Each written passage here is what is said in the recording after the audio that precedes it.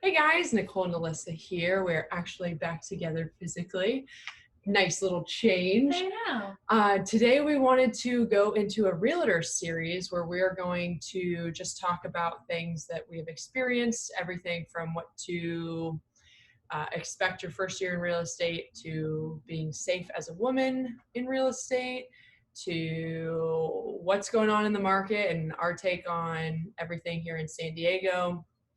What else are we going to talk about in this series? Some of our best Crazy stories. shit. Yeah. Some of our best stories. So today we're going to talk about what to expect in your first year. Yeah. So a little bit about my first year in real estate. I started with a company up in North County, San Diego, and they were more of a luxury brand. Great company. Loved everybody there, but it was not the perfect place to start, in my opinion. I did 2 deals my first year. They were both not bad, actually. Not bad, but still not great. And they were both people that I knew, part of my sphere of influence, friends and family friends. And I am so grateful for them because without them, it would have been a brutal year. But again, I was in a company that focused on multi-million-dollar properties, and it was difficult. It was difficult to try and teach myself real estate in general. And here's my question. Did they give you leads? No leads. I received nothing. I basically was a sponge. I went to the office. I sat there. I listened. I begged people to let me just go with them, follow them to training, or not to trainings, follow them to showings and different things like that. And there was a few trainings that we had, but no leads. I listened to people's phone calls, super creepy, behind the desk, like peeking over. I really struggled. But I really just stuck to what I knew, tried to go to classes at NSDCAR and all the other associations of realtors that you can take. Are you NS? I was. Okay, and all right. Now I'm SDAR, but no, I was. And I just tried to teach myself everything basically because that's called the hard path. Yeah, basically. Yeah. So what about you? Yeah, so I did something kind of similar. I was working in a restaurant, and one of the girls who I worked with, her mom was a real estate broker, just her own lady, ran her own little small brokerage, and she was like, oh, she'll take you on. I was like, oh, somebody will hire me? And I was like, sweet. So I just kind of took the first thing that came across my lap. It was an utter fail. I did an open house every weekend for 6 months. I went through all of her old leads and tried to cold call them, and they all hung up on me. She told me to get lists from title to cold call. It just sucked. Oh yeah, did that farming? Yeah, and then I finally she was out of town, so I finally got one of her actual real leads and was able to convert them. Uh-huh. I'll never forget Jignesh. He's a great guy. Found him a great house. He was my first deal. And I remember one of the leads that I had gotten from the open house converted, and it was a double end, and she only wanted to pay me on one end. And I had been working for 6 months. So did you have the same? My second deal, the 2 deals I did were at the same time also. Nothing for 6 months, then 2 in July. And yeah, that was fun. But the property that was found, my clients actually, we had been looking at properties in Mission Beach, PB, and they were looking for something that their daughters could live in, and then they could come retire in, kind of thing, or at least just have a house in San Diego that they could come vacation in. Yeah. And they ended up meeting this lady in Colorado and found this property that was being used as a rental here, and they were like, oh, well, we'll sell it to you. And so my clients called me and said, hey, we found this property and we think it's we'll get a good deal on it, whatever. The listing agent says, she's a friend of the sellers and they're not offering any commission to the buyer's agent. Oh. My wonderful, wonderful clients still took care of my commission, and yeah. Wow. That doesn't always happen. No, it doesn't. It mostly doesn't happen. So I did call them and I let them know, and I asked them if they'd be willing to pay my commission, and they were like, of course.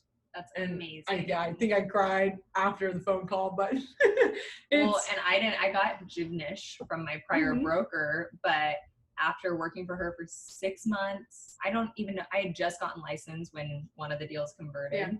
And she only wanted to pay me like 10% on one side, even though she was making the rest of it. And I was just like, I don't want to work with somebody like this. Like, she's clearly not wanting to help me. So at that point, I had met our new team leader, John Reeves, and he actually helped me to finally convert Jignish, because prior to that, I wasn't able to even get him into escrow because I didn't know what I was doing. Yeah. And just a few coaching, a little bit of coaching from John was able to get me into escrow with him like immediately. And then after that, I did 16 deals. Wow. So my first year. So it was really great. So off of that, I think I'd say is don't be afraid to ask questions, and you should be with somebody that you know, if you ask them, hey, what does this mean on the residential purchase agreement? My client asked me, I have no idea because I've never seen this before. They're going to say, let's go through it line by line, which is what John Reeves did with us. At least he did with me. And God, I could recite it to you now because it's something that's Team B. Yeah. Invaluable. So really just having somebody that's a mentor and a coach that's going to give you leads. If you're I think new. that's the biggest thing is you when you're new, you have no sphere to really fall back on. Yes, you have your friends and family, but I got lucky too. Not a lot of people. And also, like, my friends and family didn't want to work with me when I was brand new. They were like, oh, I don't really want to be your first deal, which I don't blame them for. Well, now that I look back, I'm so appreciative of those two clients, and I really hope that they choose to use me again because of how much I've learned now. Right. The value that I can bring them for. Not for how much you sucked then. No, I'm just kidding. Yeah, no, but I learned so many things now that I'm like, I wish I had known that, or I wish I had this support behind me to get that further information about an HOA. I know that one example is they're having really big issues with changing out the windows in there, and the HOA is super unresponsive, and I didn't know enough about the HOA and what questions you need to be asking the HOA and what further documentation and just everything surrounding reserve accounts and all of those things. You don't learn that in real estate school. You don't learn it on the tests. You don't learn it your first year typically. And so it's really important to have somebody that's going to take that extra step to teach you those things so that you can do best by your clients. So find a mentor who gives you leads, does training, and will coach you through those first transactions. And you can ask questions. Don't start with $0 in your pocket. That's a good one. It is a bitch, this industry. And you, like we just said, can go 6 months without closing a deal. And you have realtor fees. Just with your association of realtors, you have MLS dues, you have desk rent. Yeah, desk rent.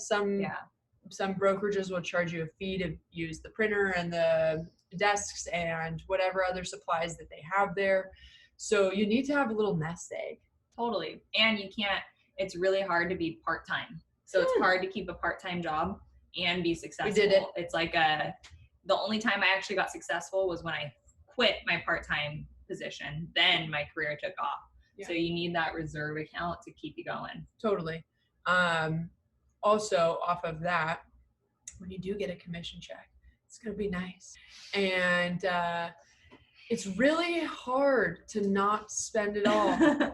But if you hear anything in this video, don't go buy a Louis Vuitton. So nice. Go to New York, go to Chinatown, get a $50 one. We both did. And call it a day because you have taxes. You got to make it through until your next deal closes. You do. And you know what? I think, correct me if I'm wrong on this, but you meet a client, you have a conversation with a client. Best scenario, 60 days after meeting that client. Best scenario. Absolute best. First conversation, if Phyllis is my client and we're talking right now, 60 days from now is when I may see that money.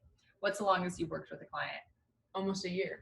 I've been working with one client for 2.5 fucking years. Oh, God bless her. But on average, 6 months. On average, 6 months. Be ready to support yourself for 6 months. Yeah. No so budget well. I have a little Excel sheet that has all my expenses. And so I know, what I need to budget for each month, how much I should be making each month, even if I go a couple months without doing a deal, if I go home, if I go on vacation or something like that, I know that this money needs to hold over for all those expenses. So, and then, like I said in the beginning, the taxes thing is huge. Yeah. Especially if you haven't incorporated yourself as a S Corp, C Corp, LLC, anything like that. You're going to get taxed big time. And my first big hit tax bill that I wasn't prepared for was $18,000.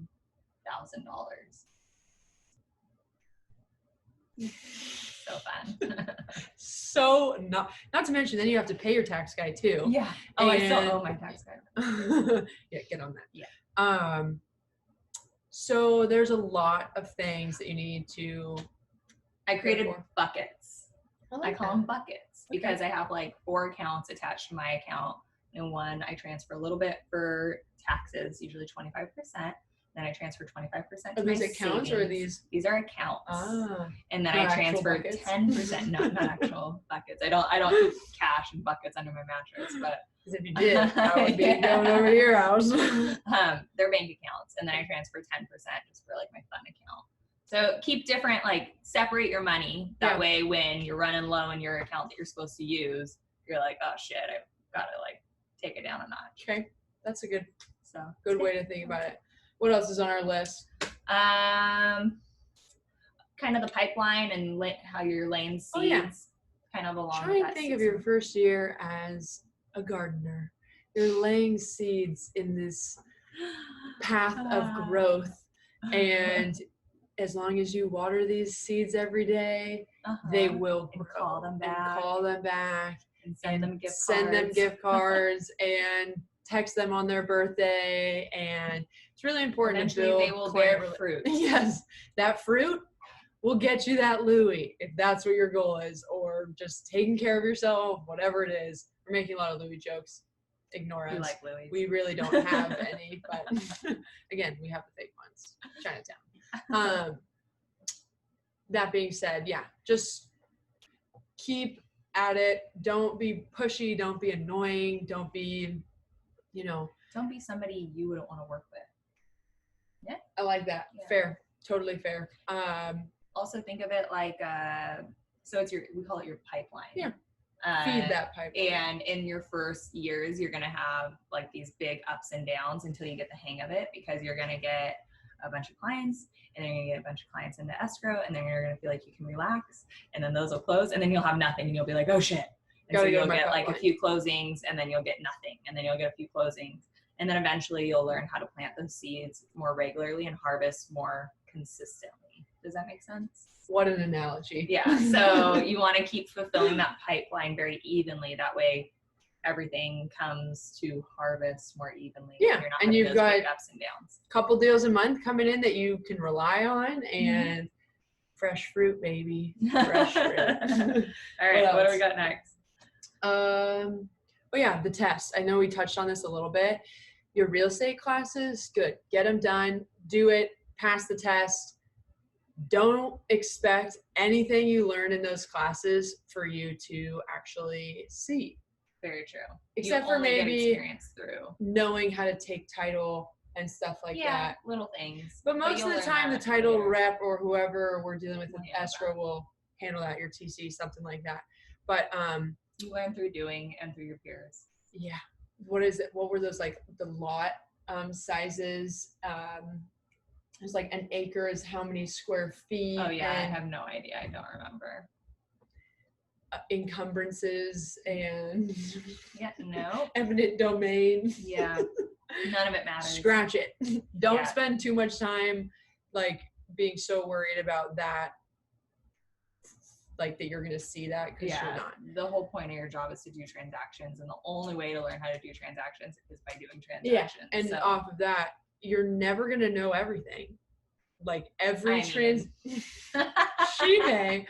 I personally have found that every transaction I have a new experience. It'll be like that for years, and everyone will seem like a crazy fucking buyer, just so you know. Foundation, roof, plumbing, just people being rude, So whatever your it is. stress Like, levels are going to be absolutely through the roof. I'm in 26. The Do you see that gray hair? but then you'll get the hang of it and realize that these are all challenges that happen all the time. Yeah. You learn how to handle But it. write those down too, because you're probably going to see some of those challenges come up again. And so it's nice to have, and that like, goes into kind of the being a sponge. Yeah. Realize that in your transactions, you want to soak up everything, learn everything, because you'll see it again. Mm-hmm.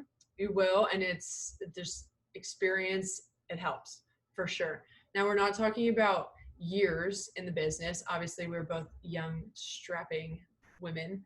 I don't know if those go together. You usually say strapping lads, but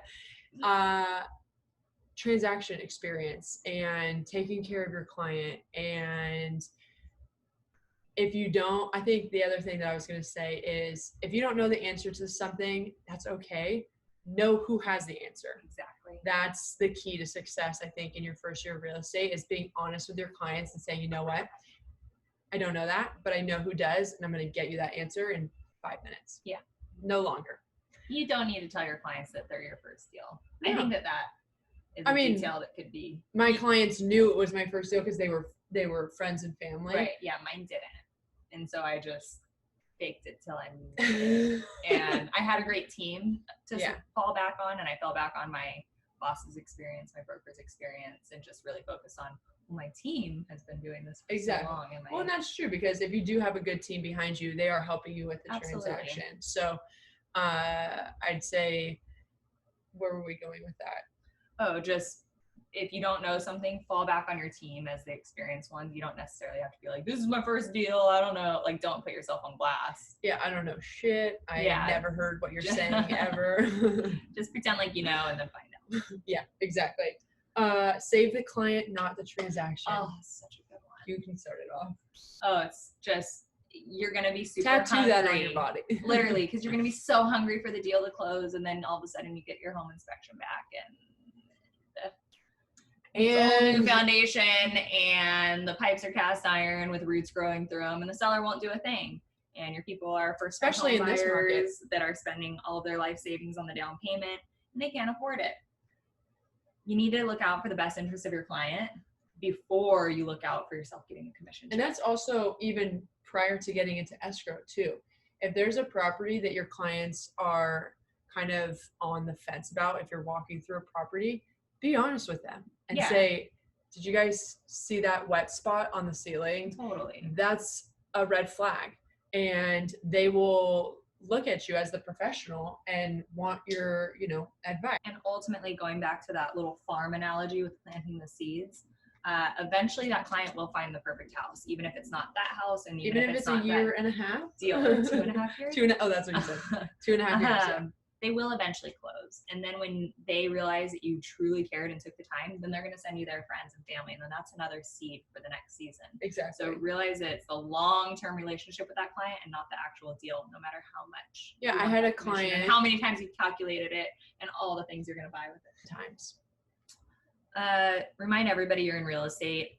I think I did things a little bit differently. She got a referral right away. I wouldn't market to my sphere really at all until I had been in the business for about a year, because I wanted to know that I could do a good job for anybody who was like a personal friend or family, because I didn't want to ruin that friend or family relationship. I think if I started to cut you off, but I think if I started over, what I would do is continue to remind people, but have somebody like you that I knew had the experience prior to me, that I could send family and friends to you and learn and do it with together. You and do it together. Yeah. Have a mentor. That would be great. That you can take your family and your friends and say, thank you for trusting me. Here's who I'm bringing on with me that knows their shit, and we're going to do it together so that you're being protected and you're being taken care of, and they are holding my hand basically. But I still get to learn, and I still get to see my best friend get the keys to her new home, that kind of thing. So that's what I would say. Would you think that that's an okay? Yeah, 100%. Just let everybody know, but be sure that you have a plan. Yeah. That if you do get like your best friend or your best friend's parents who want to work with you, you don't want to fuck it up. Don't want to fuck it up. It's a big deal. Because that's something that's going to be talked about when you're having wine 4 years down the line. And when they're having wine with other friends. Exactly. So, yeah. What else? I think we covered those things. Yeah, I think the biggest thing is find a team. Find somebody who's going to actually help you, give you some clients to work with, and give you the tools you need to be successful, then train you along the process. Yeah, for sure. So, all right. It's not all glamorous. It's not. And you cry a lot, but you keep smiling and you drink a lot of wine. But it can be great. You just got to get through the first couple of years. Exactly. And then, like she said, people will start sending their friends to you or coworkers or whatever. If you're doing a good job and you're doing things right and ethically and appropriately, I guess is what That's a good word. Yeah, appropriately. Then it all comes together. It all comes together.